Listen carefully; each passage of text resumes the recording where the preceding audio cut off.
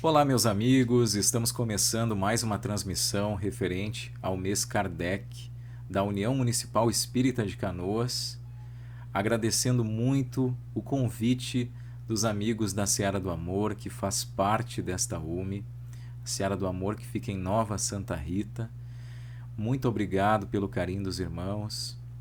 E a todos que nos assistem, sejam todos bem-vindos a este trabalho que fala do codificador da doutrina espírita. O tema central do mês Kardec desse ano de 2021, que ainda é por meio das palestras virtuais, é Kardec, o missionário de Jesus. E o tema desta exposição de hoje é Kardec e seus métodos. Então que nós possamos aproveitar esses momentos juntos.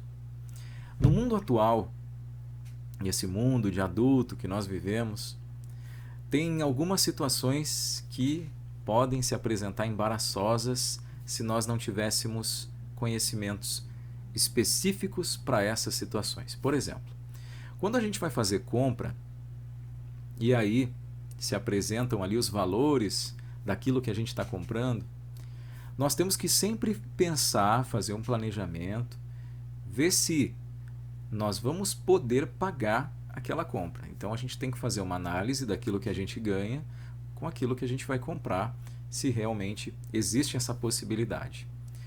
Quando nós vamos ao médico consultar e aí tem ali o resultado de um exame que a gente fez, embora o médico nos traga as informações sobre nosso estado de saúde, é interessante a gente aprender a olhar o exame também e ver ali os nossos níveis como estão. E esses números, dependendo do que eles disserem, nós teremos que mudar a nossa vida, fazer algumas projeções diferentes para que a nossa caminhada seja mais saudável. Existe também na nossa vida alguns casos, como em casa mesmo, quando a gente precisa ministrar a medicação para um filho. Normalmente o médico já calcula, são tantos ml para a idade dessa criança e vai ficar assim. Então o cálculo já vem, mas a gente precisa calcular ali na seringa para que a medicação seja ministrada da melhor forma possível. Números, planejamentos, a matemática faz parte do nosso cotidiano.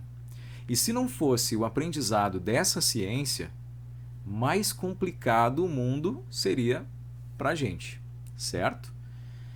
Obviamente que mesmo com esse aprendizado, algumas situações embaraçosas se apresentam e aí a gente tem que tentar resolver com aquilo que a gente tem. Mas certo também que se nós não tivéssemos dedicado essas célebres horas de estudo na matemática, todas as situações que se apresentam em números, cálculos, planejamentos, poderiam se tornar ainda mais difíceis para a gente. Então, todo o momento em que nós dedicamos para o aprendizado é útil. Em algum momento nós vamos precisar desse aprendizado. Por vezes na escola a gente pode até pensar, mas no que eu vou usar isso? Pode ser que em algum momento a nossa vida dê uma reviravolta e a gente precise desse conhecimento. Então, sendo a matemática uma ciência, exigindo de nós o estudo necessário para que a gente compreenda e para que a aplique da melhor forma possível na nossa vida, o Espiritismo, sendo também uma ciência, exige um tempo dedicado para que nós compreendamos melhor a nossa vida, a vida de espíritos imortais. Esse aprendizado ele é muito útil, porque esta ciência, o Espiritismo, ela está latente. Ela se apresenta em cada situação da nossa vida e todo o conhecimento que nós conseguirmos absorver, sem sombra de dúvidas, nos auxilia e muito na resolução das problemáticas que, por ora, podem nos aparecer. Kardec vai dizer que assim como uma ciência exige o estudo sério, o Espiritismo também precisa desse estudo sério, dedicado, sem brincadeiras, para que a gente realmente consiga compreender toda essa complexidade. E ainda assim, nós sabemos que existe um caminho muito longo, porque são muitas e muitas informações que jorram do além para que a gente compreenda e entenda melhor o mundo dos espíritos, o mundo do espírito, também enquanto encarnado, e todas essas nuances que se apresentam em nossa vida. E é justamente nesse contexto que a gente gostaria de pautar o nosso trabalho de hoje. No ano de 1857, no dia 18 de abril, abriu-se para a população mundial um novo olhar sobre a vida. Desde a publicação da primeira edição de O Livro dos Espíritos, abre-se para nós um novo olhar. Porque até então o mundo entendia que morreu o corpo, acabou. Vem o Espiritismo falando cientificamente comprovado através das experiências realizadas por Kardec, né, junto aos médiuns, que existe sim vida após a morte. Estamos falando de um homem que, além de professor, era cientista e tinha uma série de conhecimentos, revolucionou o ensino na França com seus conhecimentos, trouxe muito a agregar à educação francesa.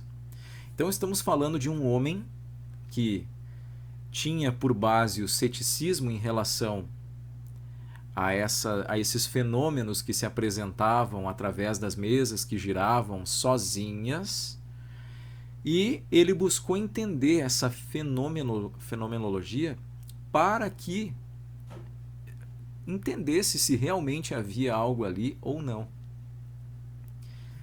Então as pessoas que tiveram contato com o Livro dos Espíritos, sejam os incrédulos, sejam aqueles que simpatizaram com a doutrina dos espíritos, eles perceberam que ali havia algo que era diferente, algo que falava de um conteúdo de uma forma que nunca foi falado antes, com uma complexidade, com embasamento, de uma forma que nunca foi falado antes. Muitos ficaram felizes com o que liam ali, outros não acreditavam e negavam simplesmente por negar. Negavam por sistema, porque negavam. Mas havia ali algo diferente. E esses simpatizantes e adeptos que foram se formando aos arredores da França e na França, foram enviando para o Kardec correspondências com suas dúvidas, né, com questões que eles desejavam saber.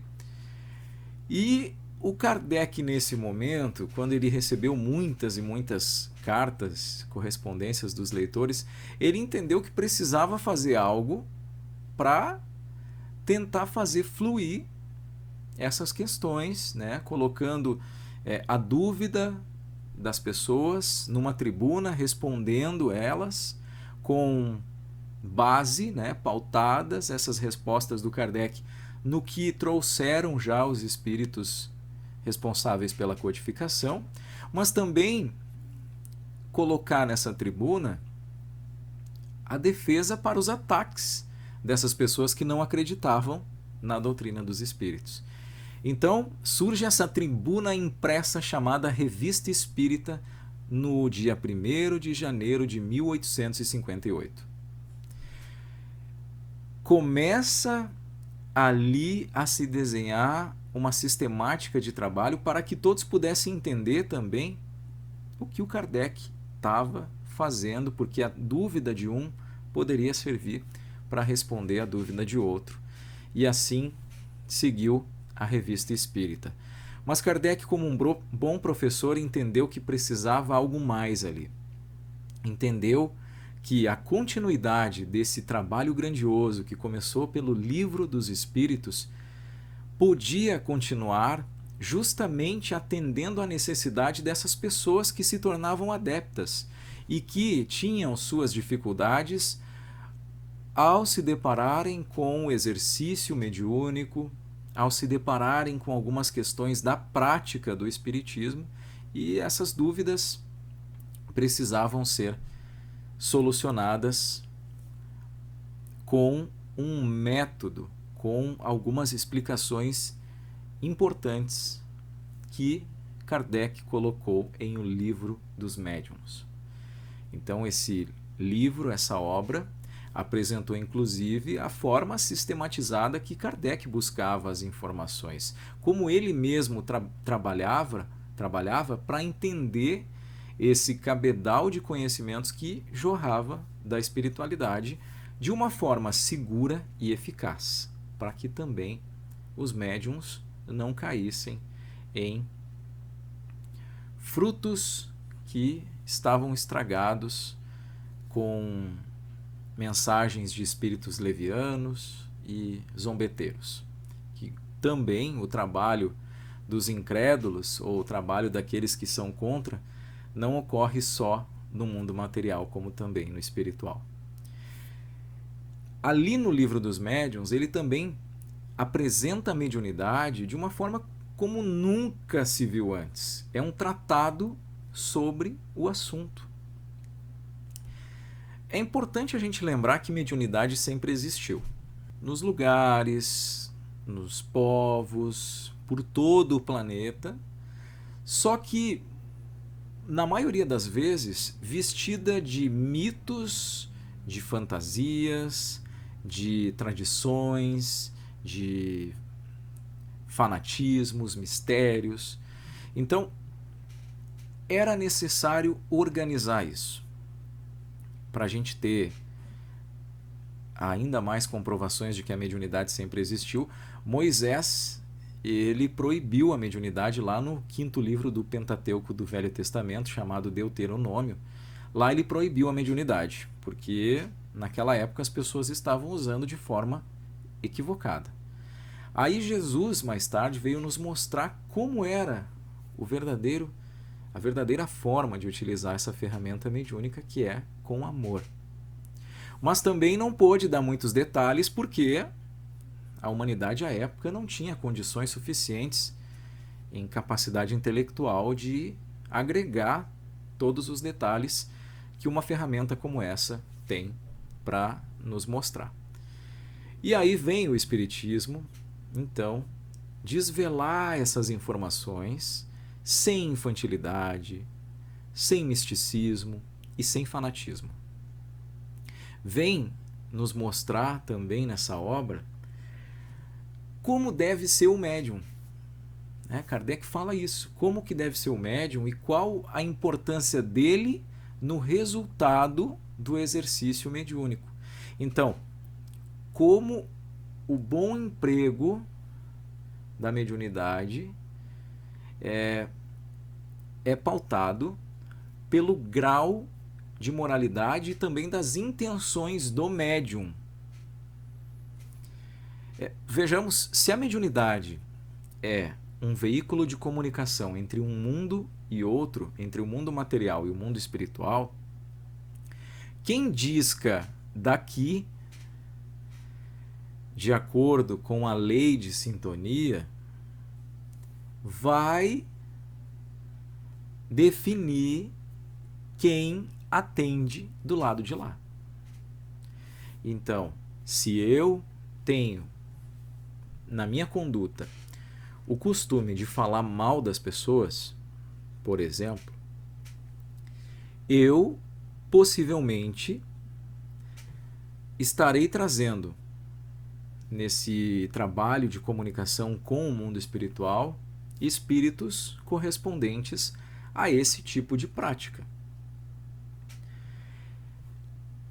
É importante saber que a mediunidade tem uma finalidade útil, que esse exercício tem uma finalidade útil, e ele deve também ser educativo, caridoso, né? Não necessariamente sempre uma coisa, ou só outra, né? Porque às vezes a gente está ali atendendo um espírito necessitado e já está aprendendo algumas coisas com ele. Então esse exercício mediúnico ele tem que ser útil, educativo e caridoso.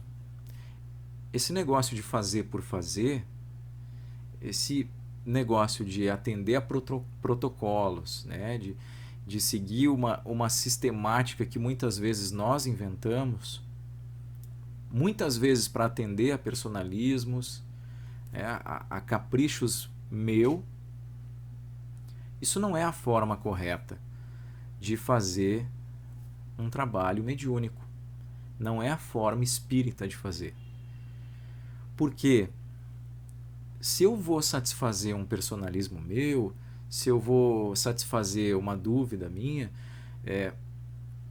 que não é útil, não é educativa e nem caridosa, muitas vezes, além de não estar ajudando ninguém, somente ao meu próprio ego, eu posso estar trazendo ali uma série de espíritos que vão se apresentar como auxiliares do trabalho, mas que, na verdade, vão estar me levando a um caminho de fascinação, um caminho pedregoso e que eu devo ter cuidado. Então Kardec não criou nem inaugurou a mediunidade. Ele sistematizou e explicou de uma forma como nunca havíamos, enquanto humanidade, visto antes.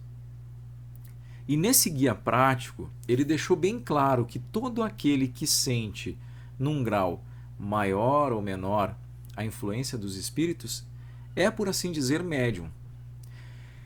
E também que para se tornar um bom médium é necessário praticar a mediunidade santamente. É interessante entender o quão é valoroso, virtuoso esse momento. Mais uma vez, ressaltamos que o fazer por fazer, nesse caso, não nos leva para o caminho correto. Então, se eu preciso me tornar um bom médium, se eu preciso buscar me tornar uma boa pessoa, um bom cidadão, buscar os valores para que seja mais fluido com a espiritualidade superior, é importante eu rever os meus passos. Porque não basta crer em espíritos para eu me tornar espírita. E sim, eu preciso domar as minhas tendências, as minhas más tendências. Para me tornar um bom espírita, eu preciso fazer isso. E naquela época, nessas pessoas que mandavam cartas, que já estavam iniciando trabalhos em suas localidades, existia ali uma série de pessoas que acreditavam, outras que não acreditavam, e Kardec conseguiu elencar essa característica dessas pessoas, nos mostrando, lá no capítulo 3, primeira parte do Livro dos Médiuns, alguns tipos de crentes, aquelas pessoas que acreditavam na doutrina, mas que, por uma situação ou outra, não se apresentavam ainda como esse bom espírita desejável para que um trabalho tenha maior fluidez com a espiritualidade superior. Então vejamos lá o que o Kardec colocou.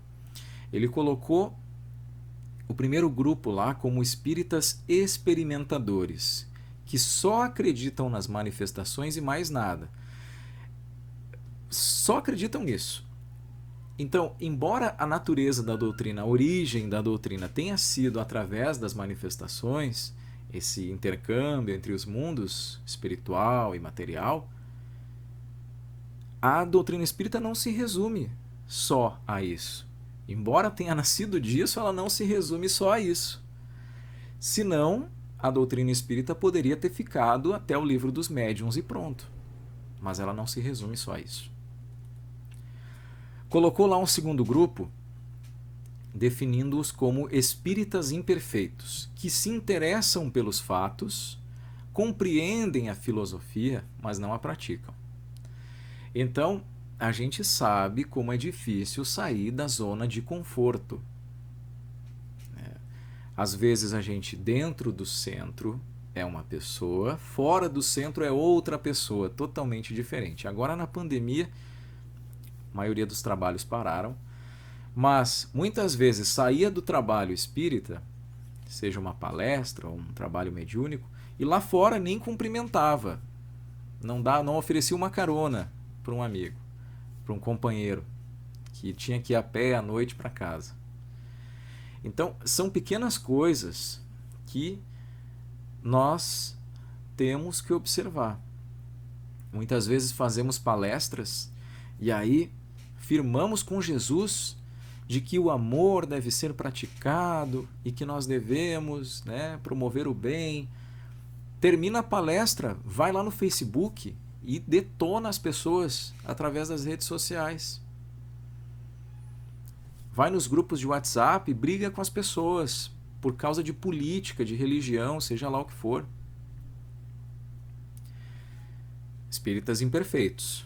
Então nós precisamos observar isso aí para que a gente consiga praticar aquilo que nós nos interessamos e também compreendemos, que é a ciência e a filosofia, mas também a parte moral deve se agregar aí. Coloca lá um terceiro grupo, Kardec, que ele intitula como os espíritas exaltados. E aí a gente pode lembrar no início, quando a gente adentra o espiritismo, quando a gente se deslumbra com aquele oceano de informações novas que estão ali à nossa frente, a gente quer falar para todo mundo. Só que Kardec vai dizer que o entusiasmo às vezes ofusca, que todo exagero é prejudicial, até o exagero de espiritismo. Está lá no Método, capítulo 3, primeira parte. Então a gente quer fazer uma conversão forçada às pessoas, a gente quer que todo mundo da nossa família seja espírita, a gente quer que, porque a gente gostou e se apaixonou, a gente quer que todo mundo seja. E pior, a gente acaba entrando por uma veia de fanatismo, onde eu começo a faltar o casamento da minha filha, a formatura do meu filho, porque eu tinha uma reunião mediúnica e o único médium confiável que o centro tem sou eu. Pelo menos eu acho que sou. Então, a gente tem que cuidar desse tipo de coisa, porque esse tipo de conduta nos torna presas fáceis e as preferidas, inclusive, de espíritos levianos e zombeteiros. Porque aí a gente começa com esse deslumbramento a perguntar coisas sem finalidade útil, educativa e caridosa, e isso mostra o quanto a gente ainda não compreendeu Kardec, não aprendeu com ele, porque aquilo que vem nas mensagens a gente acaba se apaixonando porque talvez não tenha ainda muito conhecimento ou não esteja mais observando alguns pontos básicos, e aí esquece de utilizar 85% na análise daquelas mensagens de bom senso e estudo e 15% de confiança. E normalmente a gente inverte, vai 85% de confiança baseada no amor àquilo que nós estamos recebendo e 15% só de bom senso e estudo. Isso a gente tem que cuidar. Mas há também um quarto grupo chamado espíritas cristãos lá por Kardec. E aí ele diz que não só essas pessoas admiram a moral espírita, como a praticam e aceitam as suas consequências. Diz ainda que a caridade é a sua regra de conduta. Então, há Jesus nessa caminhada, tem Jesus aí. E se esse espírita ainda for um médium do centro, normalmente ele está carregando numa mão o Livro dos Médiuns e na outra o Evangelho segundo o Espiritismo, caminhando com as duas. Porque aí a gente não vai se tornar só um repetidor do que diz Kardec, e sim alguém que entende os porquês daquilo que Kardec disse. Isso é importante, porque isso faz a transformação, isso faz o upgrade necessário para que a gente se torne cada vez mais pessoas de bem, Não pessoas cheias de conhecimento que vão tratar mal as pessoas por se acharem superiores. Aí nós não estamos entendendo, mas sim pessoas melhores. E o conhecimento, ele tem essa função de nos tornar melhores. Se eu estou adquirindo conhecimento e eu não estou me tornando melhor, então eu não entendi o suficiente, eu não compreendi. A mediunidade, então, a partir do que a gente vai estudando de O Livro dos Médiuns, a gente entende que o processo de evolução da humanidade é justamente graças a esse fenômeno natural da vida. Porque existe mediunidade o tempo inteiro. Quando a gente está ali sozinho, pensando, estudando, muitas vezes o nosso amigo espiritual está ali conosco, está ali nos ajudando. Muitas vezes, quando se descobre algo, alguma facilidade que gere progresso científico para a humanidade, isso já existe na espiritualidade. Então, alguém que tinha ali a sensibilidade, inventei. Isso já existe. Então, claro que não é o seu Diogo lá sem conhecimento nenhum sobre determinada coisa que vai inventar algo complexo totalmente fora da sua área de atuação. Existe uma questão de compatibilidade aí importante, mas é necessário a gente entender que graças à mediunidade também a humanidade avança. É justamente nessa interação que a gente vem chegar ao estágio que nós chegamos hoje. E dá para a gente perceber justamente nessa questão da pandemia que a gente vem enfrentando, né? A época que a humanidade, passamos pela gripe espanhola, a gente não tinha toda essa ciência que a gente tem hoje. A gente não tinha toda essa comunicação via internet que nós temos hoje para que nós soubéssemos, quando surgiu a Covid na China, a gente já começasse a se preparar nos nossos países com os cuidados necessários com base naquilo que o país já estava enfrentando. E, mais do que isso, para que os cientistas conseguissem, com mais rapidez, desenvolver uma vacina que, de acordo com os números que nós estamos vendo, está surtindo muito efeito positivo. Na gripe espanhola não tinha vacina. Então, a mediunidade está presente nesse tipo de contexto, nesse tipo de evolução da humanidade. E graças ao Kardec, a gente consegue entender melhor como funciona tudo isso.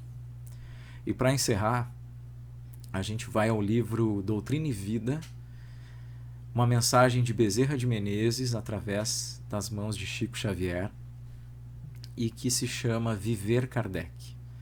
E começa assim: Allan Kardec, nos estudos, nas cogitações, nas atividades, nas obras.